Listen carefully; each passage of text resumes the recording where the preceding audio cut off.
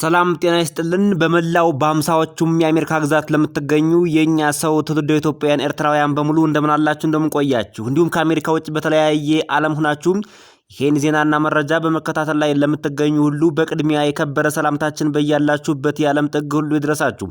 በዛሬው የአሜሪካ የኢሚግሬሽን የማህበራዊና የፖለቲካ ዜና ሁለት ሰበር አስቸኳይ አንገብጋቢ ጊዜ የማይሰጡ አሁንና አሁን ብቻ መደመጥ ያለባቸው አሁን አክሽን የሚፈልጉ ዜናዎችና መረጃዎችን ይዤ መጥቻለሁ። በቀዳሚነት የምናቀርብላችሁ ዛሬም አሜሪካ በከባድ ተቃውሞ ስትናጡላለች። የንጹሃን ደም ፈሷል። ትራምፕ ለአሜሪካውያን የእግር እሳት ሆኖባቸዋል። ለ35 ዓመት አሜሪካ የኖረ ስደተኛ ሰነድ የሌለ ህገወጥ ስደተኛ ነህ በሚል በአይሲ ፖሊስ በጠራራ ፀሐይ ተገድሏል። ይህንን አስመልክቶ ኢትዮጵያዊቱ ዲሞክራት ሜላት ኪሮስ በስደተኞች ላይ የሚደረግ ግፍ ይቁም ስትል ለሁላችንም ድምጽ የሆነች ብቸኛዊት አፍሪካዊት ሴት ሆናለች ተብሏል። ለኢትዮጵያውያን በሙሉ ልዩ መልእክትም አስተላልፋለች። መደመጥ መሰማት ያለበት ነው። ሌላኛው ዜናና መረጃ ከሀዘንና ከተቃውሞ ጀርባ ድንቅ ነገር ተሰምቷል። የፌዴራል ፍርድ ቤት USCIS የአሜሪካ የኢሚግሬሽን መስሪያ ቤት ማለት ነው ለ39 ሀገራት ዜጎች የሥራ ፍቃድ ማመልከቻዎችን እንዲያስተናግድ አዘዘ። ይህ ለኢትዮጵያውያን ትልቅ ተስፋ የሚሰጥ ነው ተብሏል። እንዲሁም የኢትዮጵያውያን TPS ሐምሌ 10 ወይም ጁላይ 10 2026 በፈረንጆቹ አቆጣጠር ይቋረጣል ተብሎ ነበር። ይሁን እንጂ የአሜሪካ የኢሚግሬሽን መስሪያ ቤት ተጨማሪ 7 ቀናትን በመስጠት ለሐምሌ 17 ወይም ጁላይ 10 2026 እንዲራዘም ወስኗል። የነዚህንና የሌሎችን ዜናዎች ዝርዝር በቀጥታ ከኢትዮ ቨርቴክስ የዩቲዩብ ቻናሉን ሰብስክራይብ አድርጋችሁ የደወል ምልክቷን በመጫን መከታተል እንደምትችሉ ከወዲሁ እየጋበዝን አሁን በቀጥታ ወደ ዝርዝር መረጃዎቹ አልፌያለሁ። ሰናይ ቆይታ፣ አብረን እንከታተለው።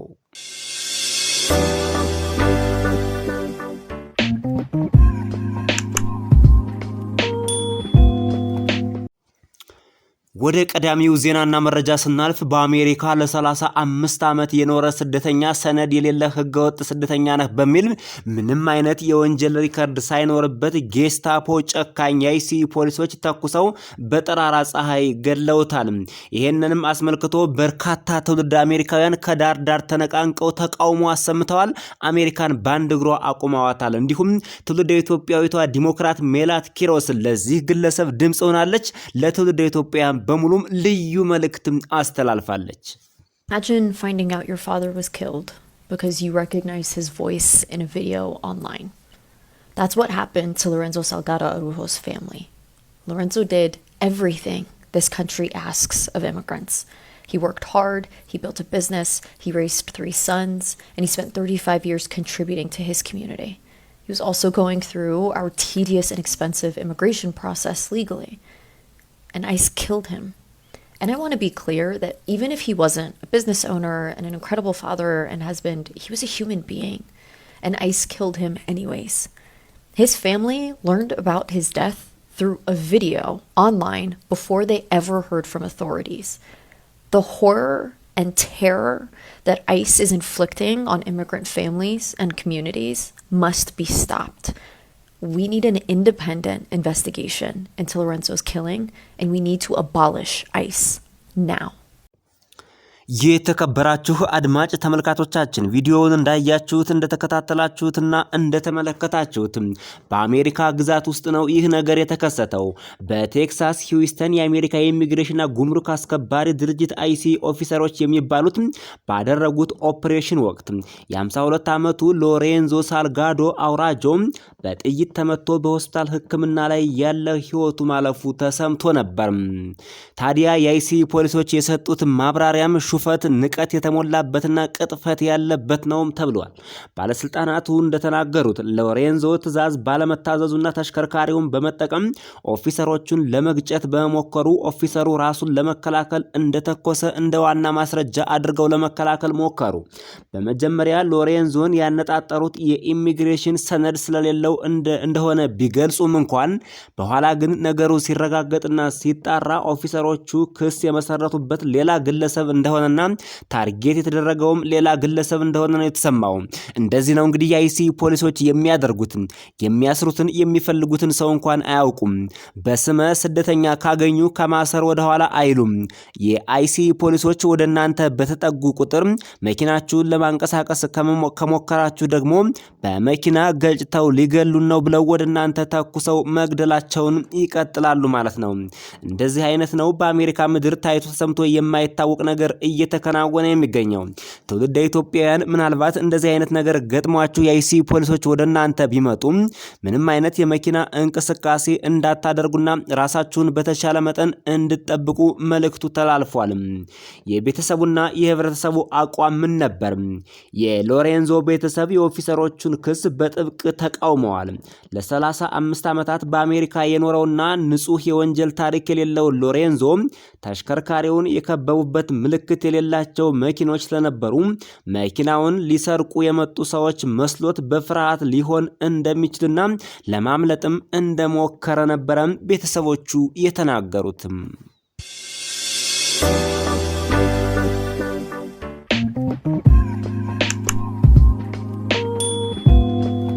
A Texas family is demanding answers after a man was fatally shot on his way to work by an ICE agent. Lorenzo Salgado's son says he is a Mexican immigrant who has been living in the United States for 35 years with no criminal history. CNN obtained video of the scene after he was shot, but I want to warn you, it is difficult. This is why we cannot allow the life that was lost within 20 feet of where we are standing right now to be a life lost without justice, without accountability, without transparency, without our removing ICE and eliminating Trump from the White House. This is why I will bring articles of impeachment to evict and convict Donald Trump and to get him out of the White House. Trump must go. We want justice, you say how? We want justice, you say how? ICE out of Houston now! ICE out of Houston now!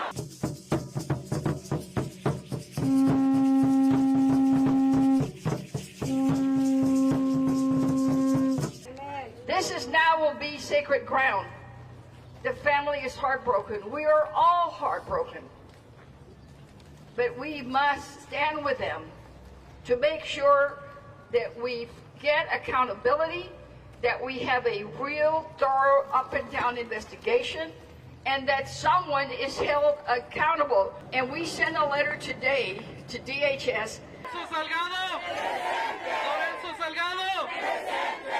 Today we are out here because just less than a little bit more than 24 hours ago, a gentleman was killed right behind me. A gentleman who was just going to work, a gentleman who was trying to provide his family, a member of our community, a gentleman who was a member of our community was murdered in cold blood in the area behind me.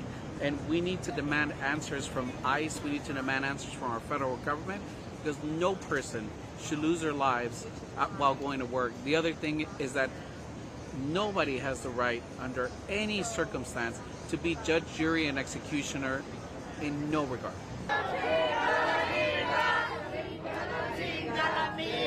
But I wanted to give some real life, real world context. Lorenzo and his family were longtime East End residents, living in the area for decades. The family would like to express three wishes. Their three wishes. Calling for an independent investigation into the events that transpired yesterday. Calling for reform to change the way ICE operates during a way with ambush-style tactics and unmarked vehicles. And for his wife, Maria, taken care of. That's his request, that she is taken care of. ይህንን አስመልክቶ የሎሬንዞ ቤተሰቦች እንዲህ ሲሉ ይናገራሉ። በጭራሽ እሱ ህገወጥ ስደተኛም አይደለም። አሜሪካ ውስጥ ለ35 ዓመት ኑሯል።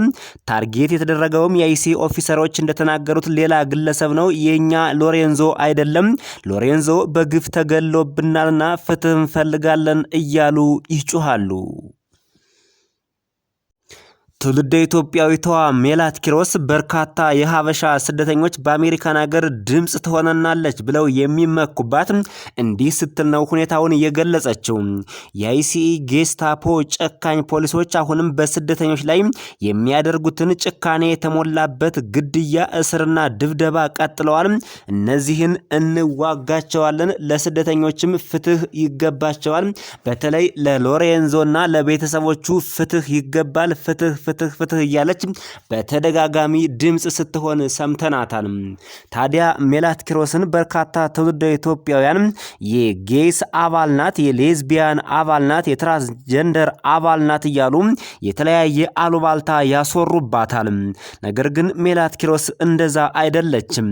ሜላት ኪሮስ ለችግረኞች የምትቆምና ከችግረኞች ጎን ሆና የምትከራከር ንጹህ ኢትዮጵያዊ፣ ጎበዝና ቆራጥ ዲሞክራት ኢትዮጵያዊ የተመሰከረላት ለብዙዎች ገና ወደፊት አሜሪካን ሀገር ለሚኖሩ ስደተኞች ድምጽ ልትሆን የምትችልና በርካቶች የሚመኩባት ናት ነው እየተባለ የሚገኘው። አሁንም ለሎሬንዞ ድምጽ ስትሆን እንደዚህ ሰምተናታል፣ ተመልክተናታል። ይህ ጉዳይ በአሜሪካን ሀገር እጅግ አሳሳቢ ነው። በቦታው የነበሩ የአይሲኢ ኦፊሰሮች የሰውነት ካሜራ እንዳልነበራቸውም ተረጋግጧል። ይህም እውነታው ምን እንደሆነ ለማወቅ አስቸጋሪ አድርጎታል ነው የተባለው። በተደጋጋሚ ዲሞክራቶች እንደሚናገሩት ፕሬዝዳንት ትራምፕ ወደ ስልጣን ከመጣባት ጊዜና ሰዓት ጀምሮ የአይሲኢ ኦፊሰሮች ስደተኞችን ከማሰር፣ ተኩሰው ከመግደልና በዘፈቀደ ከስራ ቦታ ሁሉ እያነሱ ከማፈናቀል ወደ ኋላ አይሉም። ታዲያ ዲሞክራቶች ያመጡት መፍትሄ ምንድነው? እያንዳንዱ የአይሲኢ ኦፊሰር ቦዲ ካሜራ ከሰውነቱ ላይ ተገጥሞለት እንዲንቀሳቀስ በኮንግረስ ሁሉ ጸድቆ ተስማምተው ነበር። ወደ ተግባር ሲመጣ ግን ዜሮ ነው የተባለው። የሎሬንዞ ቤተሰቦች እንደተናገሩት የሰብአዊ መብት ተሟጋቾችና የአካባቢው የኮንግረሱ አባላት ጉዳዩ በገለልተኛ አካል እንዲጣራና የቪዲዮ ማስረጃዎች በሙሉ ይፋ እንዲሆኑ እየጠየቁ ይገኛሉ። የሀገር ውስጥ ደህንነት መምሪያ ዲፓርትመንት ኦፍ ሆምላንድ ሴኩሪቲ ሎሬንዞ ኦፊሰሮቹ ይፈልጉት የነበረው ግለሰብ አለመሆኑን በሙሉ ድምፅ አረጋግጠዋል። በጉዳዩ ላይ ከፍተኛ ቁጣ ተነስቷል ነው የተባለው። እንግዲህ ያሰቡት በአሜሪካን ሀገር ታርጌት ያልተደረገና በአይሲኢ ኦፊሰሮቹም መዝገብ ውስጥ የሌለም ህገወጥ ስደተኛም ያልሆነው ግለሰብ ነው ያላበሳው አይጥ በበላ ዳዋ ተመታ እንደተባለው በጥይት ተመቶ የተገደለው ማለት ነው። የአይሲኢ ፖሊሶች በአሜሪካን ሀገር ፕሬዚዳንት ትራምፕ እስካለ ድረስ ገና ከዚህ የበለጠም ሌላ ነገር እንደሚሰሩ ምንም የሚያጠያይቅ አይደለም። በሂስተን የሚኖሩ በሺዎች የሚቆጠሩ ሰዎች ለሎሬንዞ ቤተሰብ ድጋፋቸውን ለመግለጽና ፍትህ ለመጠየቅ በአደባባይ ሰልፍ ወጥተዋል። የሻማ ማብራት ስነ ስርዓትም አድርገዋል። ቤተሰቡ የፌዴራል ክስ ለመመስረት እየተዘጋጀ ነው። በተጨማሪም የሜክሲኮ መንግስት ጉዳዩን በቅርበት እየተከታተለ ሲሆን በአሜሪካ የኢሚግሬሽን ኦፕሬሽን ወቅት የሜክሲኮ ዜጎች መገደላቸውን አስመልክቶ ቅሬታውን እያሰማ ይገኛል። ወደ ቀጣዩ ዜናና መረጃ አለፍን።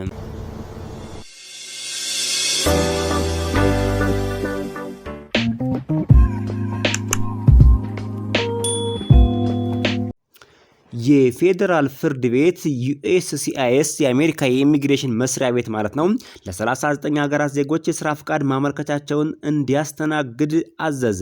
ይህ ለኢትዮጵያውያን ትልቅ ተስፋ የሚሰጥ ነው። ከዚህ በፊት የፕሬዝዳንት ትራምፕ አስተዳደር ለ39 ሀገራት የግሪን ካርድ የጉዞ እገዳ ሙሉ በሙሉ ጥሎ ነበር። የስራ ፍቃዳቸውም ጭምር እንዲዘጋ ተደርጎ ነበር። እሱን ነው ፍርድ ቤቱ ሙሉ በሙሉ ፕሮሰስ እንዲጀመርና ኬዛቸው እንዲታይ ላቸው በድጋሚ የወሰነው። የአሜሪካ የፌዴራል ፍርድ ቤት የአሜሪካ የዜግነትና ኢሚግሬሽን አገልግሎት ቀደም ሲል ከፍተኛ ስጋት ሃይ ሪስክ ካንትሪ ባለባቸው 39 ሀገር ዜጎች ላይ ጥሎት የነበረውን የስራ ፍቃድ ማመልከቻዎች የማገድ ውሳኔ እንዲያነሳ ማመልከቻቸውንም ማስተናገድ እንዲቀጥል ጥብቅ ትዕዛዝ ሰጠው ይላል። በሳን ሆሴ ካሊፎርኒያ የሚገኘው የፌዴራል ዳኛ ቨርጂኒያ ዲ ማርች ጊዜያዊ እገዳው በከፊል በማንሳት ኤጀንሲው ታግደው የነበሩ የስራ ፍቃድ ማመልከቻዎችን እንዲመረምሩ አዘዋል። ይህ ውሳኔ ከኒጀር፣ ኢራን፣ አፍጋኒስታን እና ቬንዙዌላ፣ ኤርትራ ጨምሮ ከ15 ሀገራት የተውጣጡ 137 የውጭ ሀገር ዜጎች ያቀረቡትን አቤቱታና ክስ ተከትሎ የተፈረደ ፍርድ ነው ተብሏል። ይህ ትዕዛዝ የተሰጠው በድሮ ይህ ትዕዛዝ የተሰጠው በሮድ አይላንድ ፌዴራል ፍርድ ቤት ዋና ዳኛ ጆን ጄ ማክኮኔል ጁኒየር በተላለፈው ሰፊ የውሳኔ ሀሳብ መሰረት ነው ተብሏል። ፍርድ ቤቱ ቀደም ሲል በ2025 መጨረሻ ላይ የወጣውንና የኢሚግሬሽን አገልግሎቶችን ያገደውን ፖሊሲ ህገወጥና መተግበር የሌለበት ኢሰብአዊ የሆነ ህግ ነው ሲል ውድቅ አድርጎት ነበር። ይህ ለትውልደ ኢትዮጵያንም ትልቅ ተስፋ የሚያጭር ነገር ነው ተብሏል። ምክንያቱም ትውልደ ኢትዮጵያን ከ75ቱ ሀገራት በአሜሪካ የግሪን ካርድ የጉዞ እገዳ ከተጣለባቸው መካከል ናቸውና ለትውልደ ኢትዮጵያውያን ወደፊት ትልቅ ተስፋ አላቸው። የነሱም የተጣለባቸው እገዳና ማዕቀብ እንደሚነሳላቸው ነው መረጃዎች የሚያሳዩት። ይህ በቅርብ እንደሚሆን ነው በርካቶች እየተናገሩ የሚገኙት። የፍርድ ቤቱ ዋና ዋና ግኝቶች የሚከተሉት ናቸው። የአሜሪካ የኢሚግሬሽን መስሪያ ቤት በኮንግረስ የታዘዘለትን አገልግሎት የመስጠት ግዴታውን በዘፈቀደ ማቆም እንደማይችል ጥብቅ ትዕዛዝ ተሰጥቶታል ተገልጿል። የዜጎችን የመጡበትን ሀገር መሰረት በማድረግ የተደረገው እገዳ ተገቢውን የህግ ሂደት ሳይከተል የተተገበረ በመሆኑ ተረጋግጧል። ፖሊሲው ምንም አይነት ተጨባጭ ማብራሪያ ያልቀረበለትና አድሎ የተሞላበት ሆኖ ተገኝቷል ነው የተባለው። ለተጎጂዎች ያለው የወደፊት ፋይዳ እና ለ75ቱ ሀገራት ደግሞ የሚኖረው ፋይዳ እንዲህ ነው። ይህ እገዳ ከዲሴምበር 2025 ጀምሮ ወደ 2 ሚሊዮን የሚጠጉ የኢሚግሬሽን ማመልከቻዎች የስራ ፍቃድ፣ ግሪን ካርድ እና ጥገኝነትን ጨምሮ ማለት ነው አግዶ ነበር። አስቡት፣ 2 ሚሊዮን ስደተኞችን የጎዳ ያበሳቆለና ችግር ላይ የጣለ ህግ ነበር። ይህ ህግ ነው በፍርድ ቤት ሙሉ በሙሉ የተሻረው። የ2 ሚሊዮን ስደተኞች ህይወትን ጨለማ ውስጥ የከተተ ህግ ነው። እሱ ግን ወደ ጨለማ የገባው ይህ ታሪካዊ ቀን ነው። ለተጎጂዎች ይህ ውሳኔ ትልቅ እፎይታ ቢሆንም የህግ ባለሙያዎችን ማማከርና ጠበቆችንም ጭምር ማማከር ግን ይጠበቅባቸዋል ተብሏል።